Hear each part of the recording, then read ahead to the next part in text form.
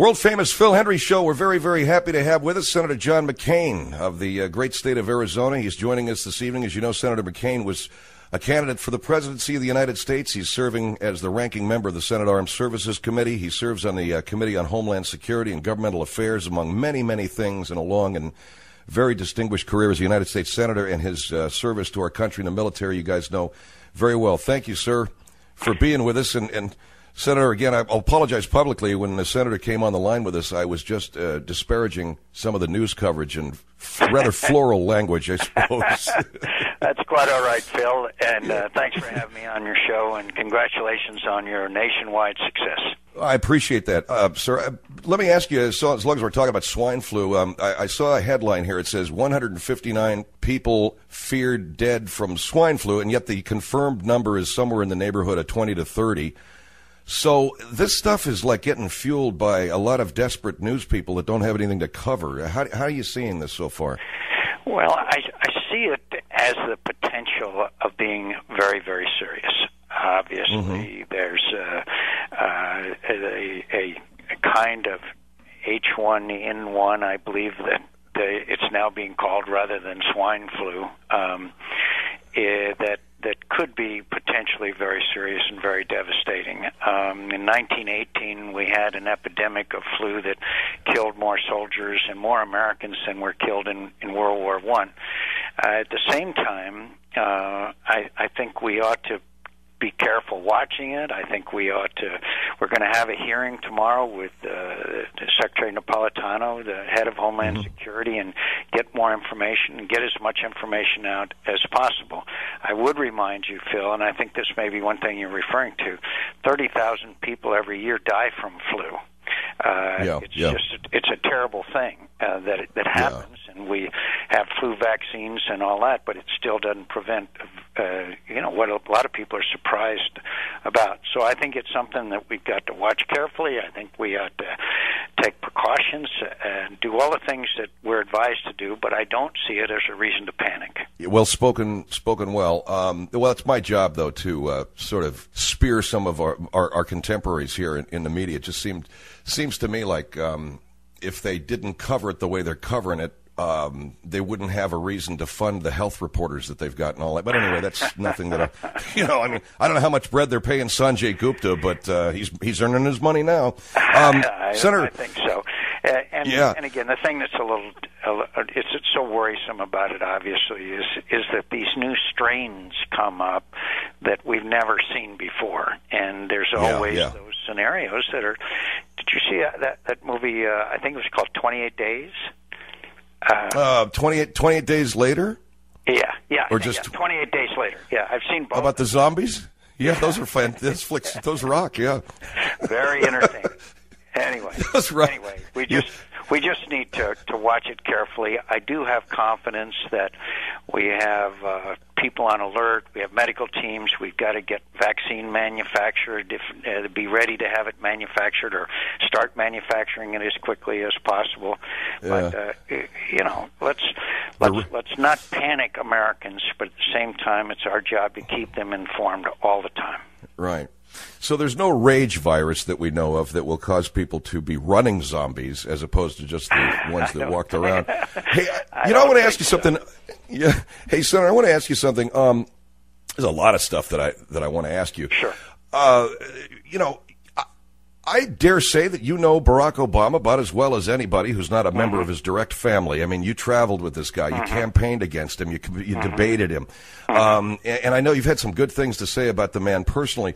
Now that he's president, do you ever look at what's happening, the things that he has to deal with, and sort of, I shouldn't say chuckle to yourself, but do you ever think, well, you're in it now, man. I mean, this is what the job is, and you're seeing some of the stuff that we said you'd see, Well, a lot of times I fall prey to the, what I would have done, and that's the point in that. It's just foolishness for me to think about what might have been.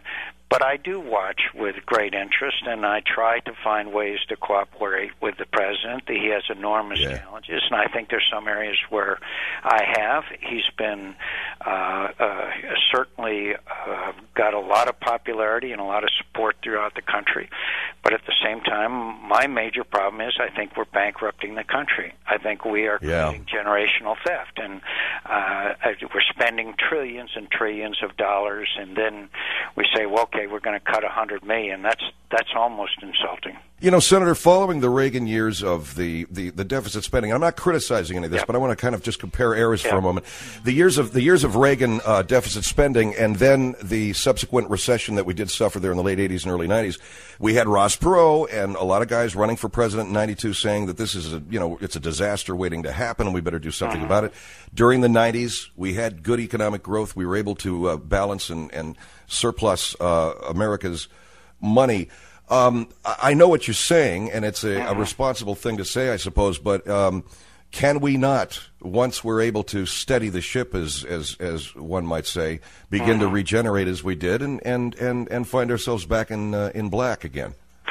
I think we can, and that would have to entail entitlement reform as a fundamental change that we have to make, and obviously that would have to be done on a bipartisan basis. Let me also remind you, Phil, when President Reagan inherited the presidency, we had 21% interest rates, 14% unemployment.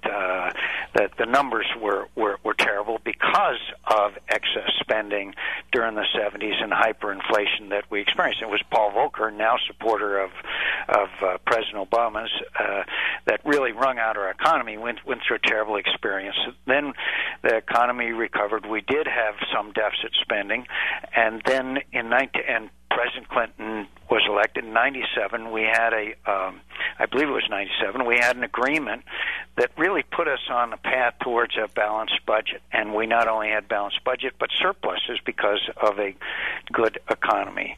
And then I don't have to tell you what's happened recently. Right. I'm not a flack for anybody, but I thought CNBC did a good piece called House of Cards, which goes through the history of this incredible crisis that we're in now, and it's really enough to make you cry. Sometimes make you laugh with how greedy those people were, but most of the time make you cry. So, House of Cards, huh? House of Cards. I wonder if we can go ahead and YouTube that or something. It's very good. It traces the how these people started engaging in giving loans and then peddling them to others and spreading around the globe. It's very interesting. There are many good analyses that have been done, but this is one of them. But anyway, I guess my point now is that I think this economy is going to recover. I have confidence on innovation, entrepreneurship, productivity of the American worker, etc. By the way, I said that during the campaign that the fundamentals of our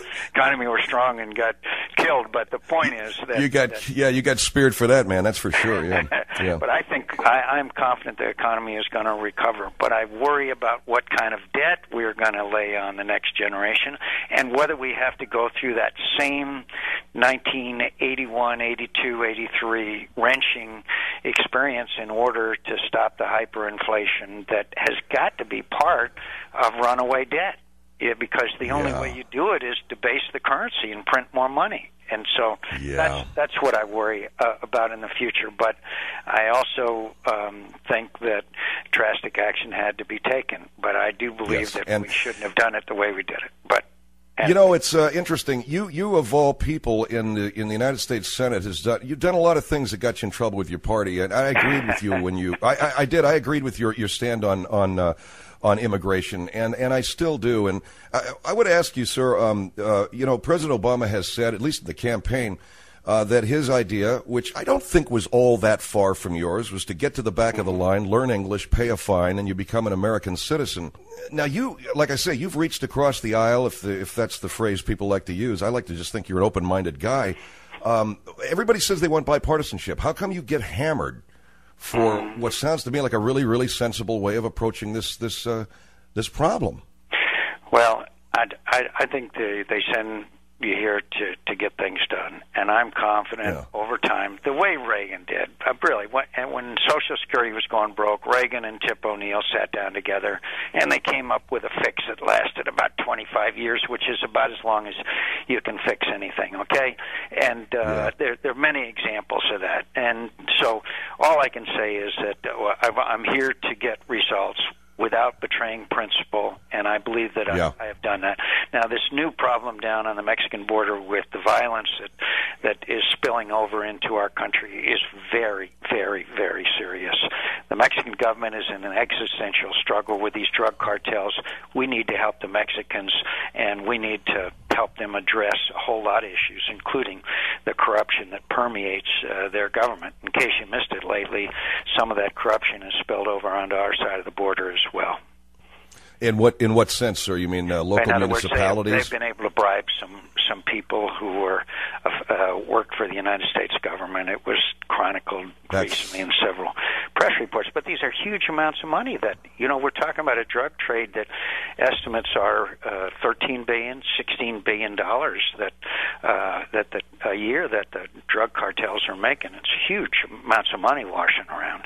Yeah. Hey, Senator, speaking to that, we on our show, we've been really vocal on our show about legalizing marijuana. Now, here in California, we have a medical marijuana law. We have dispensaries. They pay somewhere, I know Oaksterdam up in Oakland pays somewhere in the neighborhood of $600,000, $700,000 in federal income tax. I just spoke to a former soldier in the Escobar drug gang who said if you guys legalized weed, you'd put a lot of guys out of business real fast. Marijuana, let's just separate that from heroin and crank and all of the real addictive drugs. Would you be willing to lobby or get behind some effort federally to legalize and really, seriously decriminalize this drug?